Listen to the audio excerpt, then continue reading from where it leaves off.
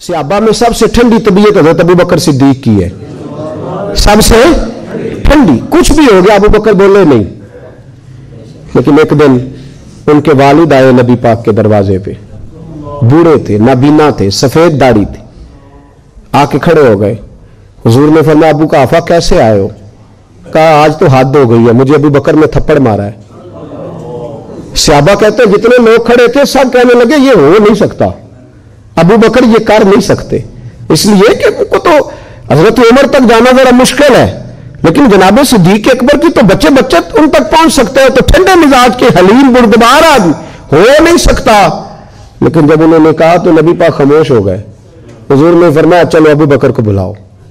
बुलाया जनाब सिद्दीक अकबर को, यूं हाथ बांध के खड़े हो गए।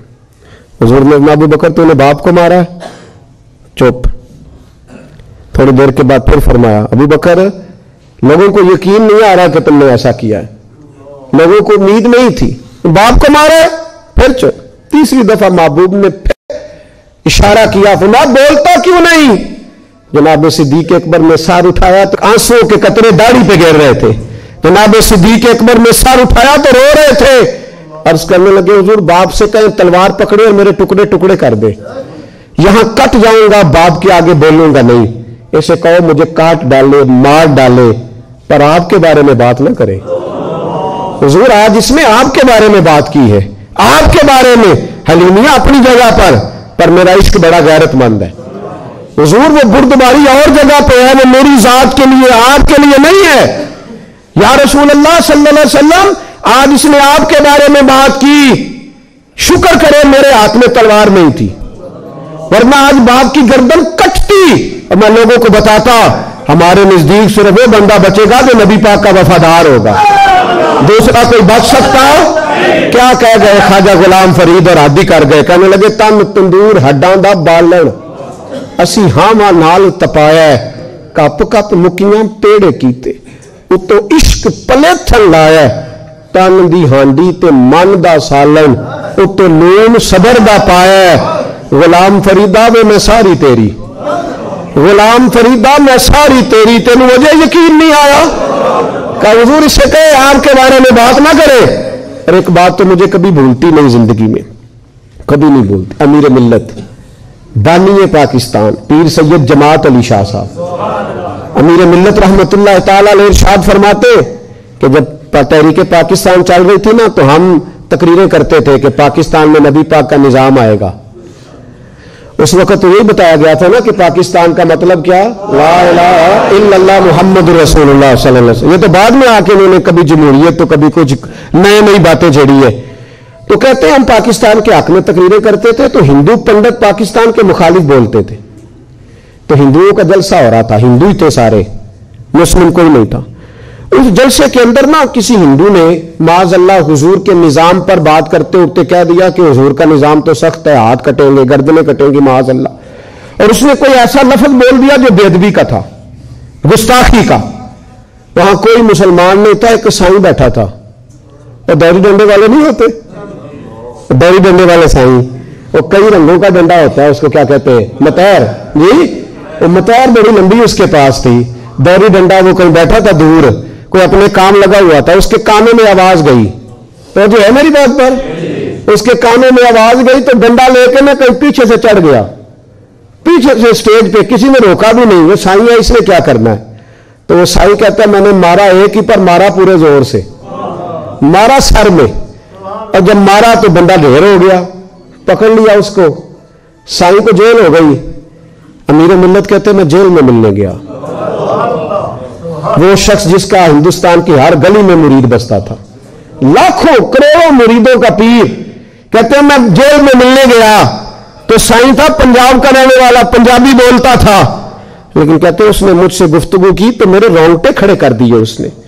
उस आदमी को कोई उसे आयात ज्यादा नहीं आती है, हदीस का हाफिज नहीं, कोई उसूल फिक़ह से वाकिफ नहीं। कहते मैं गया तो मैंने कहा साईं ना तो नमाज पढ़े, ना तो रोजा रखे, ना तो मस्जिद जाए, इतना तू ज्यादती करता है दीन के साथ, और काम तूने इतना बड़ा कर दिया है। तो कहते साईं पंजाबी बोलता था, कहने लगा पीर साहब नमाज नहीं पढ़ता मेरी गलती है, अगर मैं मसीते नहीं जाता तो मेरी غلطی ہے. کہتے اس نے فکرہ کہا تو مجھے تو وجد ہو گیا.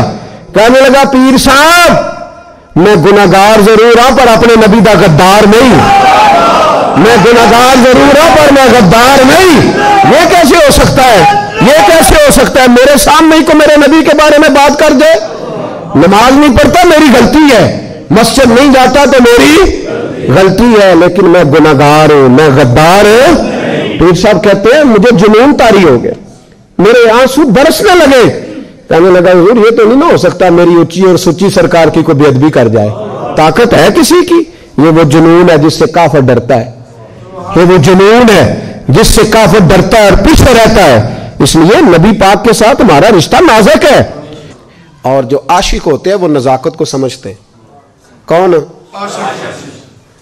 جڑے اونج آکھن کے اسی ہیں صحیح عاشق, اسی اونج عاشق ہیں صحیح ہاں, اسی ہے صحیح عاشق, لیکن اگر آپ کہیں مسجد آ کے عاشق بنے, داڑھی رکھ کے بنے, تو وہ نہیں ہم سے بنا جاتا. ہیں صحیح عاشق. کس طرح کے عاشق؟ جو عاشق ہوتا ہے نا وہ نزاکت جانتا ہے. میں نے کہا اماں جانتی ہے کہ اس کا بیٹے سے پیار کتنا ہے, دوسرے اس کا اندازہ کر سکتے ہیں. اور تھرمامیٹر بنا کون نہیں جس سے بندہ چیک کر لے؟ محبتیں چیک کرنے کا تھرمامیٹر ہی کوئی نہیں. نزاکت کو. ایک صحابی تھے جوان, 12-14 سال عمر, عشق لگا سی کھیڑا کھیڑ دینوں. 12-14 سال عمر تو ہر وقت حضور کے پاس رہتے تھے. صحابہ کہتے ہیں ہم نے سوچا ہر وقت ہی رہتا ہے. ایک دن نبی پاک صلی اللہ علیہ وسلم نے کہا ان کو ذرا بتاؤں تو صحیح ہے مجھ سے پیار کتنا کرتا ہے. صحابہ کو تجربہ کرانے کے لیے حضور نے اس سے کہا مجھ سے پیار کرتے ہو؟ اس نے کہا بیبا آپ کو پتہ ہی ہے سارا. تو حضور نے فرمایا جاؤ اپنے باپ کی گردن کاٹ کے لاؤ. اس کی اوکھا جے بابا کام, ہاں اپنے باپ کی گردن کاٹ کے لاؤ. 12-14 سال عمر, چھلانگ لگائی. مسجد نبوی کے دروازے پر مولا علی شیر خدا کھڑے تھے. ان کی گردن میں تیر کمان تلوار تھی, کھینچی تلوار. اور جب دوڑے نا جذبات میں تو حضور نے فرمایا اسے پکڑ لاؤ, اس نے سچ مچ کاٹ کے لے آنی ہے, لے آؤ پکڑ کے. عاشق نزاکت جانتے ہیں. حضرت طلحہ بن برا بیمار ہو گئے, بیمار. دن میں 2 دفعہ میرے نبی تیمارداری کرنے جاتے تھے, 2 دفعہ. اللہ کرے وہ بیماری میں ہی آ جائے. چر ہویا مینو ترلے لیندیاں, کدی موڑ میرے ول واگاں, خواب میری وچ ایک وار جاویں میں ساری عمر نہ جاگاں. نبی پاک صلی اللہ علیہ وسلم 2 دفعہ تیمارداری کرنے جاتے, 2 دفعہ دن, 2 دفعہ حضور پتہ لے. ایک دن حضور شام کو گئے, ان کا ماتھا چوما تو حضور کی آنکھوں میں آنسو آ گئے. پھر میرے حبیب پاک نے ان کے والد کو کونے میں بلایا, کوئی بات کہی, باپ بھی رونے لگے. حضور نے پھر پیار کیا, چلے گئے. حضرت طلحہ اپنے ابا جی سے کہنے لگے حضور کیا کہہ کے گئے؟ کہا بیٹے کچھ نہیں. کہا نہیں مجھے بتائیں.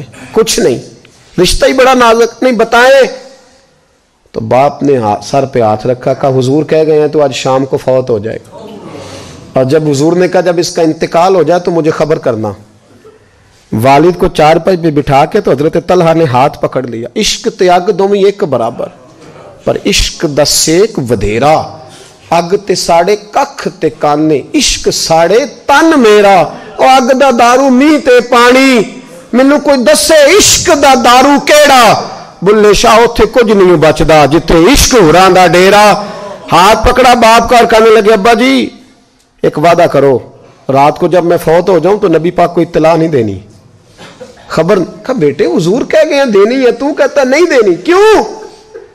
عاشق نزاکت جانتے ہیں. اگرچہ 12-14 سال عمر تھی پر عشق پکا تھا نا, نزاکت سمجھتے تھے. کہنے لگے ابا جی جن گلیوں سے حضور نے گزر کے آنا ہے وہ یہودیوں کی گلیاں ہیں. ایسا نہ ہو میرے جنازے کی خاطر حضور گزرے اور کوئی میرے نبی کو تکلیف دے دے, اس لیے خبر نہیں کرنی مصطفیٰ کو. آپ جنازہ پڑھ کے دفنا دینا. رات کو انتقال ہوا, باپ نے جنازہ پڑھا, دفن کیا. سارا کچھ جاننے والے رسول آئے. کہا مجھے بتایا کیوں نہیں؟ عرض کی محبوبہ. کہتا تھا حضور کو تکلیف نہیں دینی, میری ذات کی خاطر تکلیف نہ دینا, نہ کوئی یہودی تکلیف نہ پہنچا دے. گلیاں یہودیوں کی ہیں, قربان جائیں. ساری دنیا روضہ رسول پہ, اور میرے رسول نے فرمایا مجھے بتاؤ اس کی قبر کہاں ہے. ساری دنیا روضہ رسول پہ, اور نبی پاک اس غلام کی قبر پہ کھڑے آنسو بہہ رہے ہیں. صحابہ کہتے ہیں ہر قبر پہ دعا یہ ہوتی تھی یا اللہ قبر کشادہ کر دے, یا اللہ اس کا حساب آسان کر دے. یہاں دعا بھی انوکھی, इसके लिए दुआ भी अनोखी, रिश्ता ही बड़ा नाजुक है। मेरे नबी पाक ने दुआ बड़ी अनोखी फरमाई का, ऐ अल्लाह जब मेरे तलहा की तेरे साथ मुलाकात हो तो जरा इससे मुस्कुरा के मिलना, जो तेरी शान के लायक है, जरा इससे मुस्कुरा के मिलना। कहते वजद हो गया तारी, इसलिए कि जो रिश्ता नबी का उम्मती से है और उम्मत का रसूल से है, उसकी नजाकत को सिर्फ गुलाम जान सकते हैं। गुलाम जान, मैंने पिछले जुमे भी कहा था, मुझे एक शख्स कहने लगे आप बत्तियां लगाते हैं, झंडियां लगाते हैं। मैंने कहा बस नहीं चलता, हम तो तारे भी लगा दें, हमें हमारा पता ही नहीं। मेरा दिल करता है गली गली फिरूं और ये नारा लगाऊं, जान है इश्क मुस्तफा रोज फुजू करे खुदा, जिसको हो दर्द का मजा वो नाजे दवा उठाए क्यों, और फिर के गली गली तबाह ठोकरे सबकी खाए क्यों। अगर दिल को ये अक्ल दे खुदा तो तेरी गली से जाए क्यों।